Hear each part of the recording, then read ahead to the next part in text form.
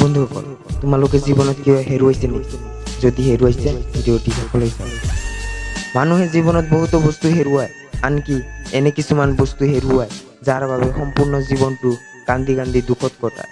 আজিকালি যিসকল মানুহে প্ৰেমত থকা খাই গোটেই জীৱনটো কান্দি কান্দি দুখত কটায়, কিন্তু বন্ধুসকল, এনেকৈ মন মাৰি দুখ কৰি থাকিলে জীৱনটো আগবাঢ়িব জানো?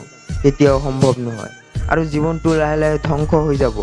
আৰু যোনে তোমাক মিছা প্ৰেম কৰি গুচি যায়, আমি তাইৰ পিছে আমি সকলোবোৰ কথা পাহৰি যাওঁ আৰু নিজৰ সময়বোৰ নষ্ট কৰি দিওঁ। আৰু আমি পাহৰি যাওঁ সময় যে আমাৰ বাবে কিমান প্ৰয়োজনীয়। সময় কেতিয়াও উভতি নাহে। এষাৰ কথা আছে, time is tight, wait for none. কথাষাৰ জানে সকলোৱে, কিন্তু বুজি কোনেও নাপায়। সেইবাবে সময়বোৰ নষ্ট নকৰি সময়ৰ সৈতে সৈতে আগবাঢ়ি যোৱা জীৱনত। সময় আৰু পৰিস্থিতিক লৈ কেতিয়াও নাকান্দিবা, কেতিয়াও মন বেয়া নকৰিবা। হেৰুৱাই যোৱা বস্তু কেতিয়াও উভতি নাহে। জীৱনত যিটো হৈ গ'ল তাৰ বিষয়ে কেতিয়াও ভাবিব নালাগে, যিটো পালা কেতিয়াও হেৰুৱাব নালাগে। আৰু ভৱিষ্যতৰ কথা চিন্তা কৰি জীৱনত আগবাঢ়ি যোৱা। বন্ধুসকল, নিজৰ ওপৰত ভৰসা কৰিবলৈ শিকা, নিজৰ ওপৰত বিশ্বাস কৰিবলৈ শিকা, আৰু নিজৰ সৈতে বন্ধুত্ব কৰিবলৈ শিকা।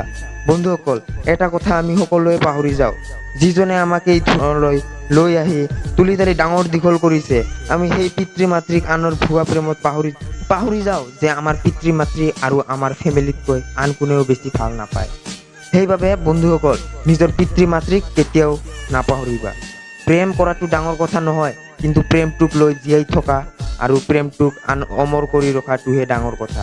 সেইবাবে বন্ধুসকল, তিনিটা বস্তুৰ প্ৰয়োজনীয়: সঠিক সময়, সঠিক চিন্তা, সঠিক পদ্ধতিৰ প্ৰয়োজন। যদি তুমি হৃদয়ত সঁচা প্ৰেম, মৰম, স্নেহ ৰাখিব পাৰা, তেন্তে তুমি সকলো বিশ্বকে জয় কৰিব পাৰিবা।